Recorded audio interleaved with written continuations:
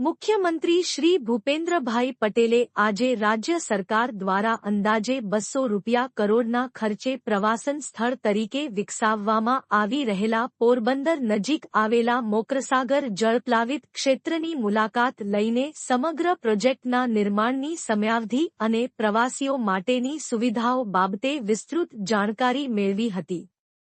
મુખ્યમંત્રીશ્રીએ સ્થાનિક અને યાયાવર પક્ષીઓના પ્રાકૃતિક જીવનને અસર ન પહોંચે તેની ખાસ કાળજી લેવા તથા પ્રવાસીઓ માટેની વ્યવસ્થાઓ જળવાઈ રહે તે માટે જરૂરી માર્ગદર્શન આપ્યું હતું.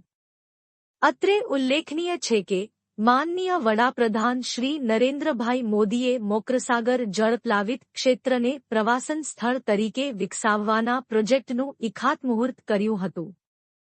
રાજ્ય સરકાર દ્વારા અહીં પક્ષી પ્રેમીઓ અને પ્રવાસીઓ માટે watch tower, interpretation centre, wetland park, સ્થાનિકોને રોજગારી મળી રહે તે માટે ફૂડ કોર્ટ, કોમ્યુનિટી સેન્ટર વગેરેનું નિર્માણ કાર્ય પ્રગતિ હેઠળ છે.